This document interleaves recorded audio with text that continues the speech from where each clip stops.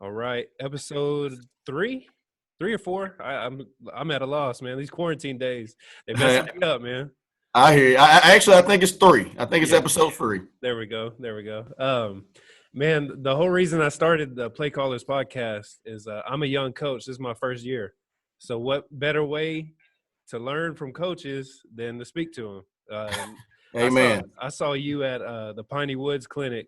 I sat in the front row. I barely talked to you, but I think I told you, man, that was awesome. Well, I I went appreciate out that. and bought the book that you were talking about. I read Yeah, that, and I just loved everything you had to say. So go ahead and introduce yourself to the podcast. will do. First of all, I'm Triston Abron, and I'm really blessed to be a part of what's going on right now. Coach Cosell, he really doesn't understand how humbling this is, and I truly am grateful for this opportunity. But I am the athletic director, head football coach at Mahia. I have actually been at Mahia for I guess about a month now, or 4 or 5 weeks. And I was previously the athletic director, head coach at Paul Pewitt in Omaha. Man, just heck, we can talk about that all day, and just the many blessings and the great opportunities that came our way at Paul Pewitt, be it athletes and coaches.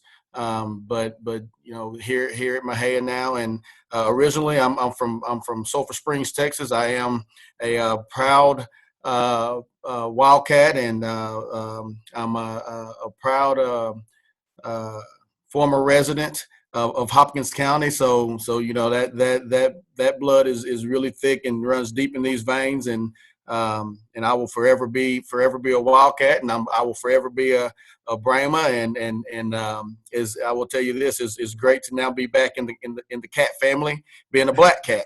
There you go. So, but man, again, that's just a little bit of who I am. I could talk about that and my journey, and it would last forever. But that's just a brief introduction of me. I appreciate it. You also won a pretty prestigious award this past year, correct? I did. You know, being the face of the program, it's twofold. You get recognition where being trying to be a very humble human being. That all these things that take place are not your doings. There are so many other coaches. Heck, there are parents. There are definitely those athletes that come into play whenever it comes to success. And but being the figurehead, you tend to be the one that gets the recognition. But I also believe that whenever you have the opportunity to recognize those others, you should definitely do so. Because ultimately, also being a figurehead, whenever things aren't going great, you're the first person Yeah. that's on the chopping block. So Yep. it really is. It was a cool uh, to be recognized by Dave Campbell and Tepper and Matt Stepman, those guys. Man, I tell you, I really appreciate what Dave Campbell's what they do for high school football, and the recognition of our athletes, the recognition of our coaches. You can get into, again, a lot of conversations, but you can get into talking about recruiting and those types of things. I'll tell any recruiter, any college, man, if you're not following those guys, and you're not trying to figure out or see, if you're not seeing what Tep and Step are putting out there, Oh yeah. and you're behind, the recruiting in the recruiting game. Those guys, they know a lot more about programs, heck, than a lot of us coaches who are in this. So those guys deserve a lot more recognition, in my opinion, than they get, and they do a phenomenal job of putting information out there about our kids and about coaches here in the state of Texas. Yeah, I follow Matt Step constantly on Twitter because I love to see his little step bombs that he puts in. Oh yeah, man. I think everybody looks forward to the step bombs. Yeah. It's great. I tell you, Matt. I think he missed his calling. our government, we're over there looking for all these terrorists, man. They need to call Matt Stepp. I mean, that dude, he can find some things out and get Yeah. you get your information out there, man. Yeah. And I don't know how he does it, but he does a great job with the sources in which he uses, and I'll tell you, I feel like I have become I could call Matt Stepp a friend. In these past couple of years in our dealings with one another, and there's a reason why he's good at what he does, and it's about those relationships that he forms and the trust that people instill in him. Yeah, and that's what it's all about, the Right. relationships. And I mean, that goes to coaching to life. I mean, honestly, but Yeah, when were you at Sulphur Springs? man. Shoot. First I graduated from Sulphur Springs in 1999. I left Sulphur and went to Louisiana College, and was at Louisiana College. Graduated from there in 2004, and was back in Sulphur Springs in August 2004, and was there through June of 2018. So Sulphur is my home. Sulphur is really my life. That's what I know, and I've been a part of some great coaches that coached me in Sulphur Springs, and coaches that came through, and I was blessed to be a part of their coaching staff and work alongside many great guys that are be it coordinators, be it head coaches right now, assistants on. I mean, it's just the list goes on and on. Of the guys that I've been blessed to coach with as well as coach. I'm originally from Longview, but I went to Pine Tree. Okay. So I know about Sulphur Springs, man. Oh yeah. I graduated in 2012. Okay, I got you. Yeah. So I mean, more than likely, I probably played against you while you were coaching. Yes, you did. Yeah. I remember my freshman year. I want to say that's when you had Tyreek. Hey man, I'm gonna tell you right now, that dude right there is probably one of the most, to watch him play. To just sit and watch him play was one of the greatest shows you could ever be a part of, man. To see, heck, I'll never forget just multiple times. He's dropping back and there's somebody rushing him from the backside, and it's like, man, this dude has eyes in the back of his head, because literally he spins out or spins away from an oncoming or an oncoming defender that's about to sack him, or he just feels it and he runs away from, whatever the case may be. But man, Tyreek was one of the he was fun to watch, and shoot, man, I'm glad he was on our team, because obviously a lot of the success that came in 2008 with that state championship came along with Tyreek, as well as he obviously had a great supporting cast around him, and I mean, that was a fun group to be around. That same year, that's whenever I was a freshman, and we went to Sulphur Springs and played. And I'm pretty sure at halftime, like right before halftime, the lights on one side went out. I don't know if you remember that, but I don't remember that. But listen, the Prim, I'm not surprised, and it was epic, man. It has a special place in my heart. People used to complain. They would get on Smokey, and they would complain about the Prim, and it's like, man, y'all come say it to our face, whatever. But Coach Owens has done a great job, actually, along with the administrative staff over in Sulphur Springs, with redoing that stadium. And if you hadn't been since it's been renovated, man, that is a great place to go play a football game and watch a football game. There's just something about a grass field that that they're becoming far and in between, and now the Prim is turf. But heck, as a matter of fact, over here on the shelf in my office right here, I actually have some of the grass that was there before they turfed that field. That was a gift given to me. That's cool. Yeah, it was given to me by my parents, actually, and it's in a jar. And I mean, the Prim just has a special place in my heart, man. But there could be many stories talked about the Prim and heck, rocks on the field and just holding water. But I tell you now, it really is. It's a really nice facility that they host a lot of games now. And if you haven't been there, I highly recommend going and watching the game at Gerald Prim in Sulphur Springs. I loved it. It was pretty sweet because it just made the game more epic. Oh yeah. we ended up winning by two points. Really? And it was a 2-point conversion. And I hit the quarterback when he was on the 2-point and he fumbled. Yeah. And we won by 2. So I was like, hey, and I'll never forget that game. It was a freshman game. But hey it man, was wild, man. You need to hold on to that memory because it wasn't many games that the Wildcats were losing at the yeah, you see that I said it was a freshman. Oh man, that's great. That's great stuff, man. Good memories, great times. Yeah, that's what football's all about. That's right. That leads me to my next thing. You're a family man, correct? Oh man, that's my word. My bad. I kind of skipped out for a second. Oh, good. I have a daughter. She's 9 months. So okay. For the football season, she was born. So that was an adjustment. Right before it started, it was my first time coaching. But man, it's been great so far. Coach, I'll tell you this. We something instilled in me by Greg Owens in Sulphur Springs that I'm a firm believer in, and he calls it code blue. Here in Mahia, we call it code black. But it stands for God Family Team.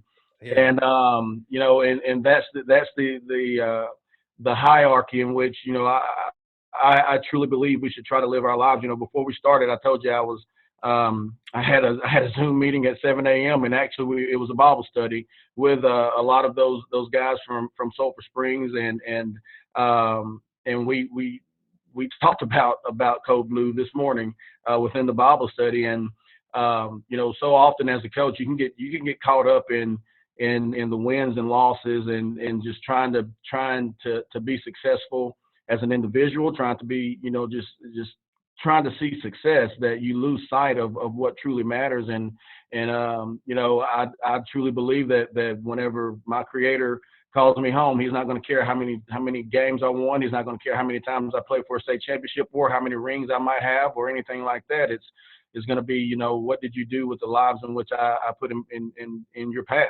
How did you impact them? And if I lose focus of that, then it's easy to chase those materialistic things here. But with that being said, I'm also human and I also want to win. So I have a great source in my life that keeps me on track, and her name is Misty Abron, because quite often she will make the statement, "Are you living Code Blue?" And it's one of those things where I don't want to hear it at that point in time, and yes, it does.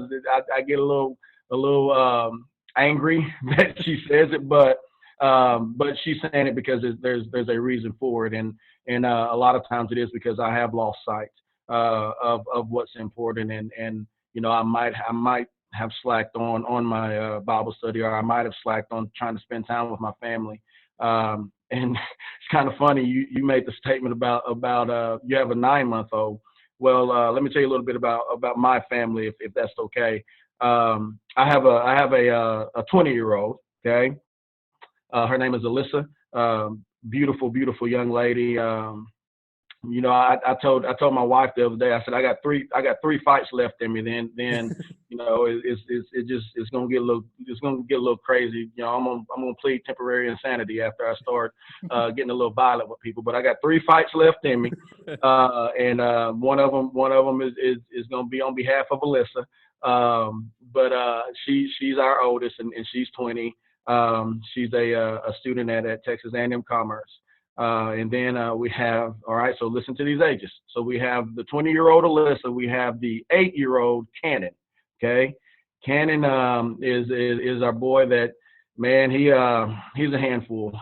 He's definitely that middle child, because we also have another one that is now 4 months, maybe 5 months old, and her name is 7. So the crazy story about 7 is number one, as you can imagine, 7 wasn't planned, but it's amazing how God works. He has an interesting sense of humor. But 7 comes along, and her birthday is actually, it was supposed to be December 21st, and being a football coach and knowing how all that timing works, we we understand. I told my wife, I was like, listen, you can have this kid at any time. You just can't have her on December 19th. December 19th at 7. I plan on being in Jerry's World playing a football game. So I need you to make sure you don't have this kid during that time. And it was always a running joke in our house that, well, her statement to me was, well, if you're not at her delivery, and you choose to go play football over her being born, then you're going to question why her last name isn't Abron. So thank God she wasn't born December 19th. But anyways, we were preparing to play Corrigan Camden first round playoff game, and long story short, the game was supposed to be on a Thursday. It ended up being played on a Friday, and we had to travel to Corrigan to play. And I was actually okay and actually wanting to play on a Thursday night. Well, it just so happened that Thursday night that things kind of just unraveled, and they didn't go the way that Coach Armstrong and I had planned. And it's amazing how God works. But that Thursday of that game or of that week, 7 was born. So so the day that we were supposed to be playing a football game, I was in the hospital with my wife with our baby being born. So she came out and was healthy, and that next day I was at the field house, and we were traveling to Corrigan to play a football game. But it's crazy how all that works. And man, no such thing as coincidences. No, I'm telling you, God's man. work. That's exactly right. And I am extremely proud of my family. I am just blessed to have them in my life. And just I can't speak highly enough of them. And well, congrats on the well, thank you on everything, man. I mean, it's going good. So yes. Do you have any advice for a young father who's getting into coaching? Or Yes, I do. Okay. Code black. Seriously. I mean, remember that. It's so easy, Coach. It's so easy to get caught up in the wins losses. It's so easy to get caught up in trying to make sure you're doing everything you can to make sure your kids that you're coaching are successful, and in which I'm not saying you shouldn't do that, because you should, but it's also about prioritizing. And first and foremost, you need to make sure that, in my opinion, every day that our eyes are open, we need to wake up and with gratitude, and give thanks for that. I've heard from very wise man that people say amen to end a prayer, but that amen should never come as far as an ending, because there's just so many things, and there's a conversation you should open conversation you should keep with God each day, all day long. But that's first and foremost. And then secondly, just know, and man, I have some really, really good friends that obviously I grew up with in Sulphur Springs, but also through this world of coaching and in education. I mean, people that are truly, I would consider close friends, that I know that I can call if there's ever any type of problem, like serious problem, that they will be there for me. But when it's all said and done, that wife that God blessed you with, and the kids that He blessed you with, they need to rank up there right below Him, and make sure you're spending time with them, and not neglecting them, because I promise you, you're gonna find time to make sure that you're doing everything you can to attempt to be successful as a coach, as well as to allow your athletes to be successful. So, the crazy part of this coronavirus stuff I think it's allowing guys in our profession to spend some time with our families that we typically we wouldn't get to spend. And yeah, I mean, it'd be great to be heck on a beach somewhere, watching my kids play and all that good stuff. But when it's all said and done, there's nothing wrong with being at the house, socially distancing Yeah. yourself from others, and Uh-huh. just spending time with those people that Matter. you've been blessed to allow them to be or for them to be a part of your life. So that's truly what I believe every coach, young or old, we need to be aware of and make sure our focus is on. Thank you for that. I wrote down God family team, so make sure to remember that. Also, you're big on other like I can't think of the word, but I know you have bamboo and eat also. Can you hear me, Coach? Kind of shut out a little bit. Let me see. Oh, there he is. Okay. Got you. Yeah. Yeah, it's all good, man. So you have a lot of mottos that I've seen, like Code Blue. Yes, sir. I know about bamboo, but for the Mhm. people that don't, would you want to elaborate on that real quick? Sure. Bamboo was our football motto last year at Paul Pewitt, and it was kind of one of those things where we kind of made it. We changed uh, the process of the bamboo growing, but basically, if you don't understand or if you don't know the process of growing bamboo, I'm going to mention a book that can explain it a lot better than I can. But it comes out of the book Chop Wood, Carry Water. And it's chapter 20. I can tell you exactly what chapter it is. Chapter 20, the title of the chapter is Bamboo. And basically, the process of growing bamboo is when you plant this seed, you put it in obviously fertile soil, good soil, fertile soil. And in the process of it being in this soil, you have to faithfully water it daily. And whenever I say faithfully water it, I mean truly faithfully water it because and when I say daily, I mean daily because what's taking place during this time in which you're watering it is if you're just looking at what's going on the top of the soil and what you're expecting to see, probably in terms of our time frame immediately, you're not going to see it. But what's taking place in this time in which you're watering this bamboo seed is there's a vast root system that's growing deep down within the earth and within this fertile soil that is preparing this seed to sprout and grow at a rapid pace.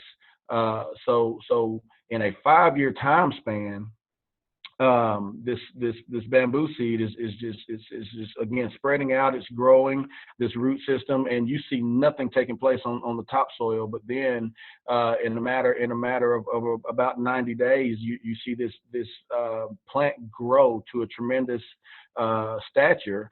The point of what was taking place was to grow so fast and to be able to be so strong and to withstand whatever is going to come at it from this top or from this part of the world. It had to make sure that its foundation was good, and it had to make sure that it had grown down far enough so that whatever was going to come its way up here, it could withstand it. So that's kind of the approach we took with our football team was that we got beat out of the first round. My first year at Pewitt, we got beat out of the first round by Newton. What I told the kids, or what the kids actually didn't know, but was that from that night, from that time, we had been watering our seed. We had been watering our bamboo seed, and come August this past year, it was time for that bamboo to grow and to flourish. So it was really something that they kept hearing during the off season. Bamboo, I would talk to them and we would huddle up and we'd break it out on bamboo, and they're like, "What does bamboo mean?" And they thought it was some type of acronym and all this kind of, and they're trying to figure it out. I'm like, oh, yeah, okay, whenever you find out. And they're like, well, so when are you going to tell us? Well, that was part of the thing. I said, guys, to find out what bamboo is, you got to show up each day in the summer, and you're going to find out what bamboo is. But what they didn't understand with that was that every day during the summer, prior to us beginning our workout, I read them a chapter out of the book Chop Wood, Carry Water. So obviously on day 20, the kids found out what bamboo was, and whenever they realized it and it clicked, they were like, oh, so that's kind of the story of that, and it was something that really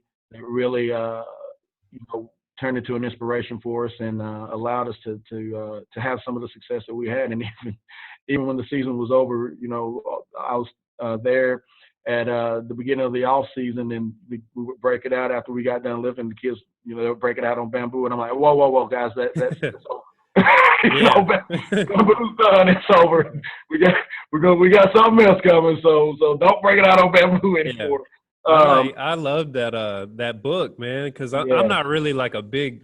Well, I used to not be, but now that I've got into coaching, oh yeah, I'm kind of a book guy now. Before I wasn't, but I got into it. This is the next one. This is the next one that you need to read. Pound of Stone. Yeah, I got that. I was going to tell you. I listened to that one. Man, it was good. So I was going to ask if maybe that was going to be the next one. That's one that I'm finishing up now. Good. And heck, I'm actually angry with myself because I should have been done with it. But it's a great book, and if you are into reading books, I encourage you to read Chop Wood, Carry Water, followed by Pound of Stone, and they're written by the same guy. His name's Joshua Metcalf, and they're it doesn't matter if you're a coach. It doesn't matter who you are. I truly believe that by reading both of those books, you can it helps you become a better person. Chop Wood, Carry Water is about the process or falling in love with the process of being great. So no matter what your field is, no matter what you're attempting to be great at, be it a coach, be it a CEO, fall in love with the process of being a great parent, being a great person. It really is. It's a tremendous book to read. It's an easy read. As I stated, I read a chapter a day to the kids, and that's in a time span that we're trying to work out. So it's obviously a very easy read. Each chapter is 2 or 3 pages long, and it's not tiny font, because Coach, I'm like, I'm not gonna lie, I can't stand to read. I really can't. But I can get caught up into something that I'm really interested in, and I don't know how a person couldn't or wouldn't want to be interested in something that can truly make them better. And the way that Mr. Metcalf writes the stories and the parables, that he writes them in, it's a bunch of short stories. So why not try to read it and see if you don't get caught up in it? But those are 2 really, really good books that I highly recommend, and I think that it can help anyone in their journey in life. Now we're to the point of the podcast. I came up with this. I don't know if it's cool or not, but the quick hits. So, hey, it is cool because you came up with it, man. There you go. So quick hits, like, quick questions, and then after that we're good. So okay, it's been great so far. I'm trying to get out of the habit of saying awesome, because on my last episode I said awesome like 15 times. So I'm trying to get better at it. Oh yeah. I had somebody comment on the picture. Is he going to run the slot T? I saw that somebody asked that. Yeah, that was kind of interesting, because I'm like, why do you want to know? I'm kind of not superstitious or anything, but I feel like people are always watching. So if you want to disclose that, you can. If not, I understand. Well, I'll tell you this. Whenever I can't remember if I actually, I know, because I at the Piney Woods Clinic, when I was blessed to speak there, and Viagra. See, everybody remembers that, man. You got to say things. You got to say things that you know. It's kind of that borderline, is it? You know, it's crazy. You're almost crossing that line of inappropriate, but it's that adult humor. You know, but yours was my favorite one out of all of them.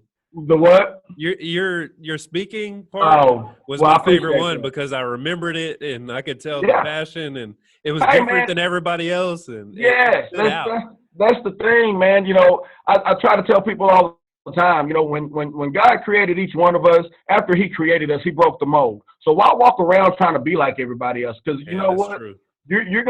People are gonna dislike you just because your name is Andrew. People are gonna dislike me because my name is Triston. So I'm not trying to walk around, you know, trying to please people. I'm gonna be me. I'm gonna be different. You either you like it or you don't. It is what it is.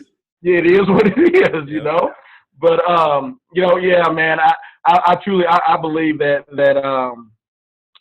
you know, there's no need to try to be like someone else, exactly like someone else. Now, you should take you know, the great things that come from other people, and even some of the bad things, you know, things that you don't want to do that come from other people, and to help guide yourself. But man, don't be like everybody else.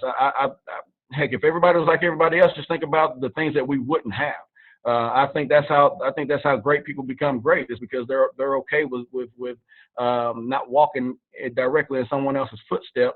They'll take a step outside of that footstep, but stay on that same path.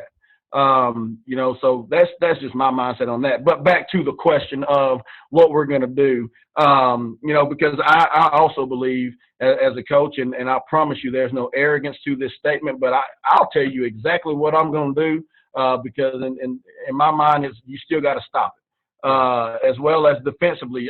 I'll tell you, be at the clinics. I mean, as you can see, I love to talk, so therefore I really didn't get into the X's and O's during the 2 clinics that I was blessed to speak at, but I'll sit and tell you exactly what we do and how we do it. To me, it's not a secret, because ultimately you have to coach your kids up to be successful against whatever it is we're trying to do, as well as I got to coach my kids up to be successful against whatever you're trying to do. So you know, and again, to each his own, but the coaches that walk around, you know, well, this is what we do and we don't tell anybody. Why? You're going to find out anyway. I mean, I still got to stop you. And the eye in the sky. I don't know what you're about to call. So it's you know, I don't know, man. It's I get a little, as you can see, I get a little passionate and get a little frustrated sometimes with some of that stuff, because ultimately, man, you can walk around, you know, attempting to boast and be big chested about how great of a coach you are, but I can take you to a few places and give you some athletes and tell you, let's see how good you are. You know, so anyways, I probably just got unfollowed by a few people on Twitter, but that's fine. Good, man. You know, that's the other thing, man. People don't like hearing the truth. They don't like to hear those types of things. They can't handle the truth. And you can't handle the truth, man. That's a great movie, by the way. Anyways, are we running the slot T here at Mahia? You know, I know a lot of people are asking that and have been wondering that. And publicly, I'm going to say for the first time, that is what we're basing out of. We are basing out of the slot T. Now, with that being said, the great Reggie Comroe, who is the offensive coordinator at Paul Pewitt, is you know, I told Coach Comroe that if I could pick up his house, he was actually my next door neighbor in Omaha, but if I could pick up his house and drop it in Mahia, I definitely would have done that. But, you know, Coach Comroe's been at Pewitt since, I believe, 1985 or 86. So, you know, he's not going anywhere. And he is, in my opinion, one of the greatest coaches, one of the greatest offensive minds I've ever been around. I mean, just the things that I saw that man do in a game to make an adjustment, you know, just from standing on the sideline. And then, heck, I mean, I've been doing this for a few years myself, and there are things that I can't see from a sideline. Heck, I promise you, if I could have seen them better on December 19th, then Gunner, I'm gonna tell you, I will send you film on how we stopped the Belly G before. I couldn't see it. Anyways, yeah, but they did a great job. I mean, those guys at Gunner did a great job. But anyways,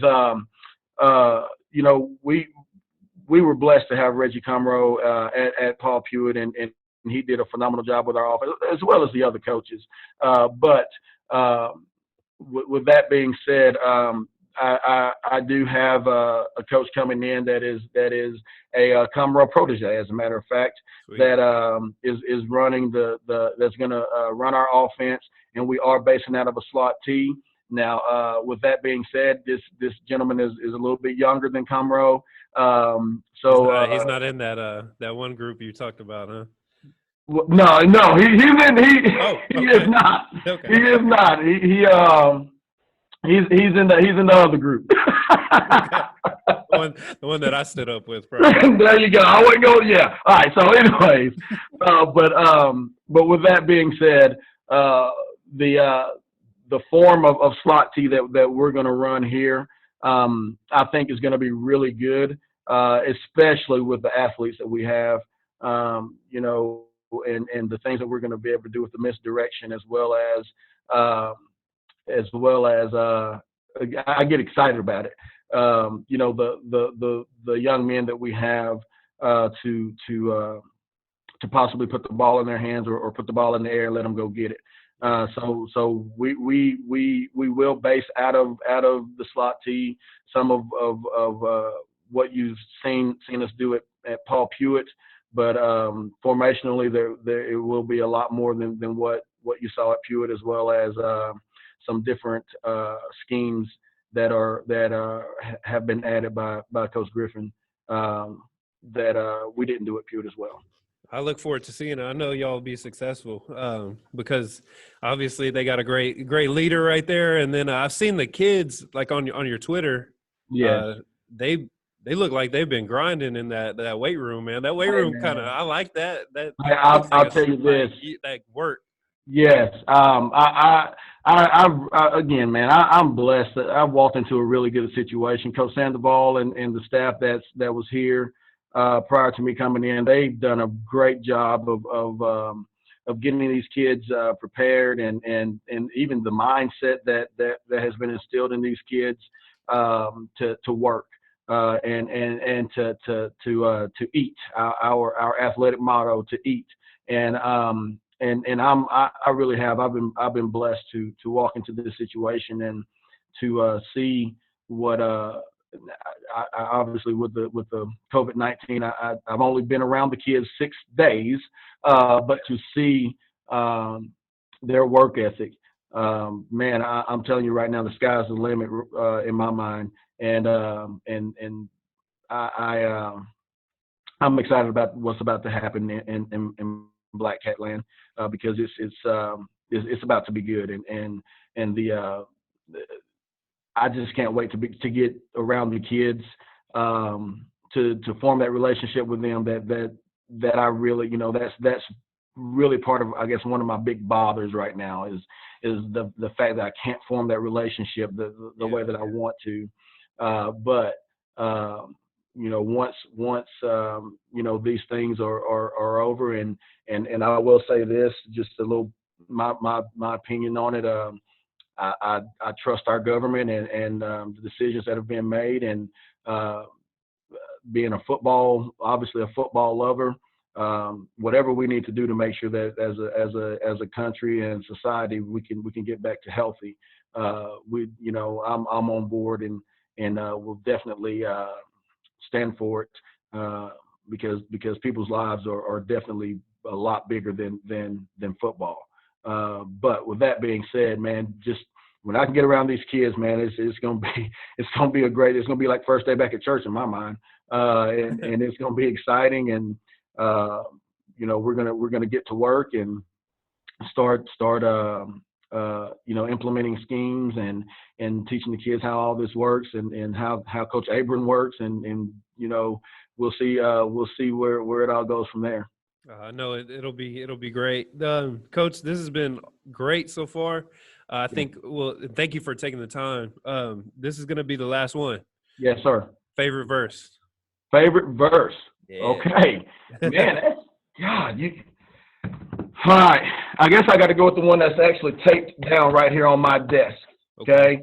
Because I have a lot of favorite verses because, I mean, to me, each verse, gosh, so even saying that, you know, before I get to the one taped down on my desk, all right, you know, one of my favorite verses, gosh, I keep thinking of other ones, is you know, people talk about John 3:16, and I think you can really walk down the street for the most part, in especially in Texas, and ask someone to recite John 3:16, and you know they'll tell you, you know, for God so loved the world, He gave His only begotten Son, whosoever believed in Him should not perish but have everlasting life. You know, well, but to me, a verse that's even more important, and they're all important, but it's even more important than that is the very next verse, which is John 3:17, that many people probably can't recite. But that verse is, you know, basically Jesus, for God sent His Son not into this world to condemn the world, but through Him the world could be saved. So what does that mean? That means that Jesus came to this world not to judge, not to point fingers, not to do any of that, but just to save us.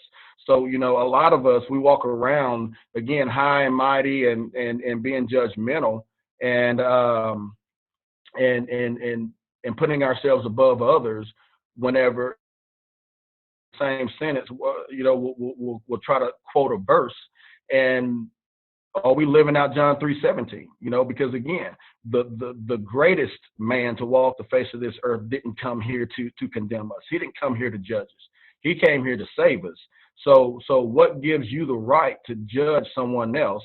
You know, one of my favorite quotes, and it's not scripture, but one of my favorite quotes is, "Don't judge me because I sin differently than you." I mean, because we all sin, Yeah. you know. But you know, but we tend to pass judgment because someone they did this or they did that. Well, crap, you know, what did you just do? You know, what's hidden in your closet? You know, and you know, and that's just a daily battle that we all struggle with. But you know, so man, I can talk about this all day long too. But the one that's taped down here on my desk, and you know, just because it to me helps keep me stable. But it's Philippians 4:6, and it says, "Do not be anxious about anything, but in every situation, by prayer and petition, with thanksgiving, present your requests to God, and the peace of God, which transcends all understanding, will guard your hearts and your minds in Christ Jesus." And to me, that's just that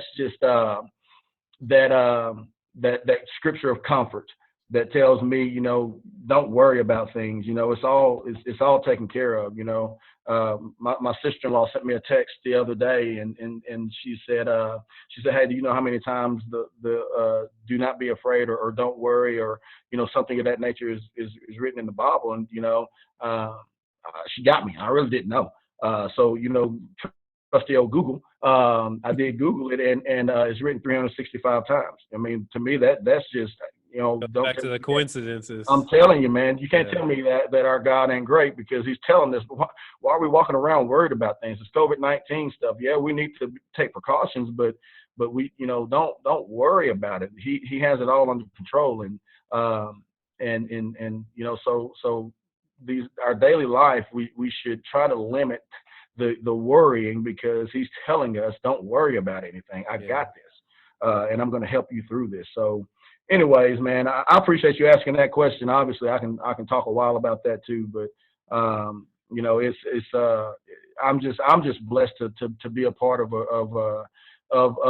what I consider this ministry and education and you know and kids' lives and like I said, man, you know.